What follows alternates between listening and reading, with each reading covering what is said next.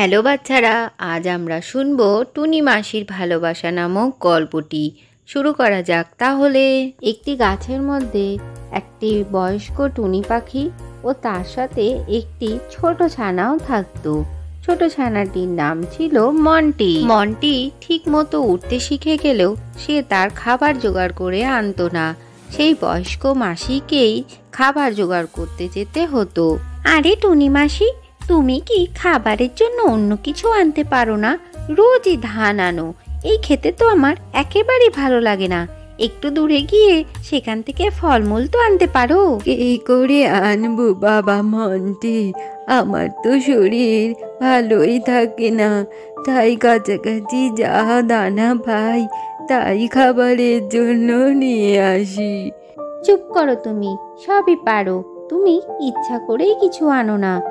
এই সমস্ত কথা বলে মন্টি রেগে সেখান থেকে চলে যায়। টুনি মাসিও মনের দুঃখে উঠতে উঠতে জঙ্গলের অন্য একটি গাছে গিয়ে বসে। আর তখনই সেখানে তাকে দেখে কালু কাক এসেও হাজির হয়। আরে টুনি মাসি, তুমি এখানে বসে কেন? এখন তো এত রোদ, তোমার তো শরীরও ভালো নেই, এখানে বসে আছো কেন? যাও বাসায় চলে যাও। আরে না না কালু, আমি বাসায় গেলে মনটি খুব রাগ করছে। কিন্তু কেন?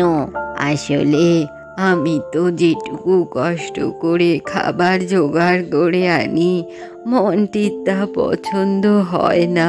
আমাকে দূরের জঙ্গল থেকে খাবার জোগাড় করে আনতে বলে, কিন্তু আমার শরীর খুবই খারাপ, আমি তো খাবার জোগাড়ই করতে পারি না। ঠিক আছে, তুমি চিন্তা করো না টুনি মাসি, আমি মন্টির সাথে কথা বলবো। এই বলে কালু কাক সেখান থেকে উড়ে যায়।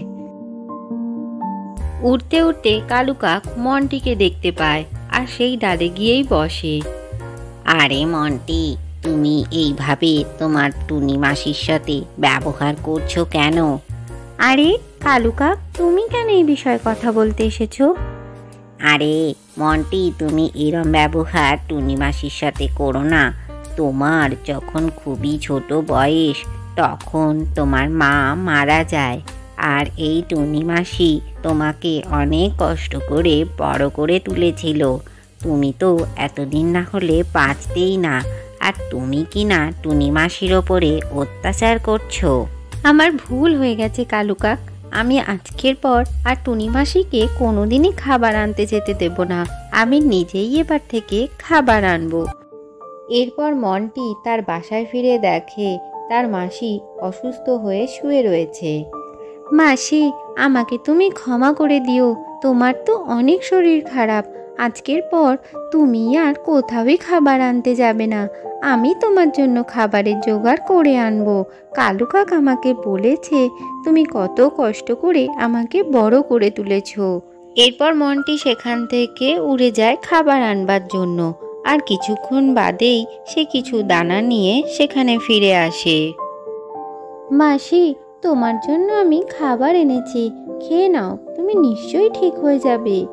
তার কথা শুনে তার মাসি উড়ে এসে কোনো রকমে খাবার খায়। তারপরে কিছুটা সে সুস্থ বোধ করে আর মন্টিকে বলে, মন্টি, তুমি তোমার ভুল বুঝেছো, আমার কাছে আমার মন্টি ফিরে এসেছে, আর আমি মরে গেলেও তোমার খাবারের অভাব হবে না, তুমি খাবার খুঁজে খেতে পারবে, তার জন্যই তোমাকে খাবার আনতে বলা। এই কথা শুনে মন্টি তার নিজের ভুল বুঝতে পেরে তার মাসির কাছে ফিরে আসে। আজকের গল্পটি থেকে কি শিখলে বাচ্চারা? সবসময় নিজের কাজ নিজেকেই করা উচিত। ভিডিওটি ভালো লাগলে চ্যানেলটিকে লাইক ও শেয়ার করে সাবস্ক্রাইব করে দিও।